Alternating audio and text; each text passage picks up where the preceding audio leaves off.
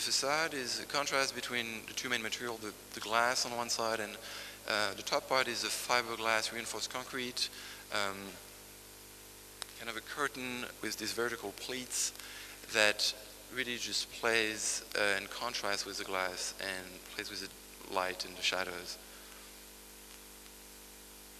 It was also a way to create a continuous band, and this seemingly random pleats were used to create a joint, so you would not see them as, as a final result.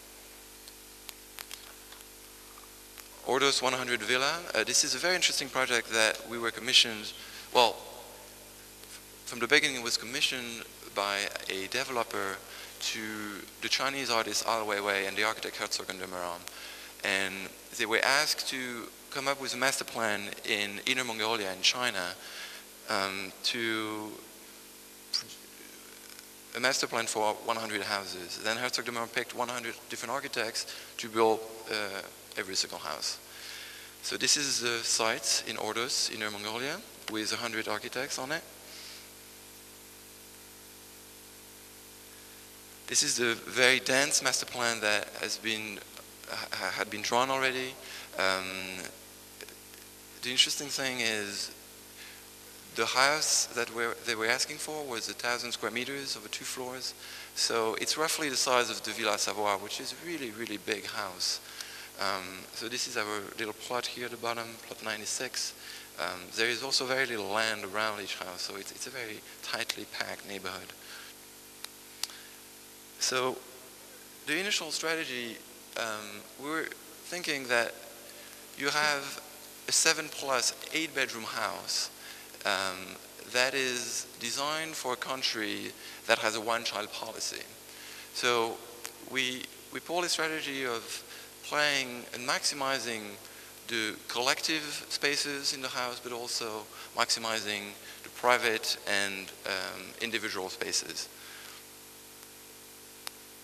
And basically to try to create a tension between the two, so you can create a new mode of organization and programmatic elements that you wouldn't have in a normal house. So it's organized over 2 floors, 2 completely different floors. The ground is organized, we call it the hutong on top of an onion. The hutong is the traditional Chinese typology for houses with inner yards. You see that in urban areas, in Beijing and Shanghai, really everywhere through China. And the ground floor, the onion, which is basically a series of enclosing wall, creating a big collective space in the middle. So starting from the outside, you have a perforated concrete wall that slopes up and down. This kind of first layer that negotiates the view that you have to the outside, also the privacy, allows the entrance into the building and so on and so forth, and enclose an outside pool and also a little garden, all outside. As you go inside with the layers, you enclose other rooms such as the kitchen, but also whole layers of circulation that ends with this really big loft, 200 square meters loft space in the middle, which basically was programmed with everything we would ask in the brief. You have a big living area, a piano room, a gallery, a big dining room, and by leaving it all open, you can have a 200 people dining party. It's like a big party space. You can have movie screening, you can have roller skating parties and all that. From that point, you take the stairs to the floor above. That's a big collective room. So you take the stairs to the floor above that are organized as a collection of small rooms, organized in 4 different quadrants. The master suite, the suite for the kids, for the guests, for the teens also. Each of them have their individual patios that provide light and air, and they are like completely separated headquarters if you want. In the middle of that organization, we created a small communal space for lounging and family, watching TV, playing ping pong, and so on.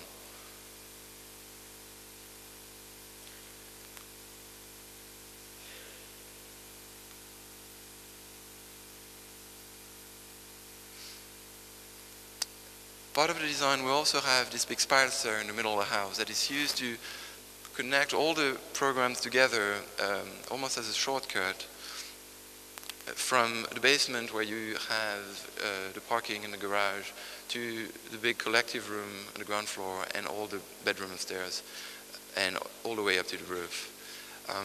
And that's used as a strategy for cooling the house, where Ordos in Inner Mongolia has a very, very harsh climate where it's very hot in the summer and extremely cold in the winter with snow and so on. So in the summer, all the cold air comes from the different facades through this perforated concrete and raises up in this natural shaft we're creating with this big stair in the middle and goes out at the roof, creating a natural cycle of ventilation through the house.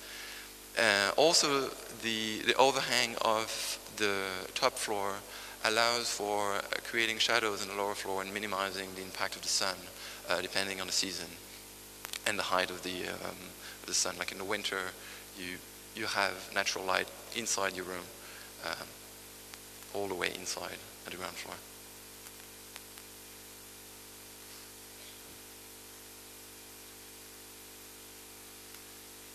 The house is currently, well, almost under construction. They've started in batches. We're in the second area, but as far as we know, it's going to get built. We use very simple material, local materials, and the primary facade material is this hexagon tile that you find everywhere in China, in pavement, in facade, and so on and so forth, trying to really keep it to a minimum in terms of the material and keep it very simple. We also don't have the control of the construction. We handed over our plans after the design phases, so they'll have someone taking over locally to roll the house.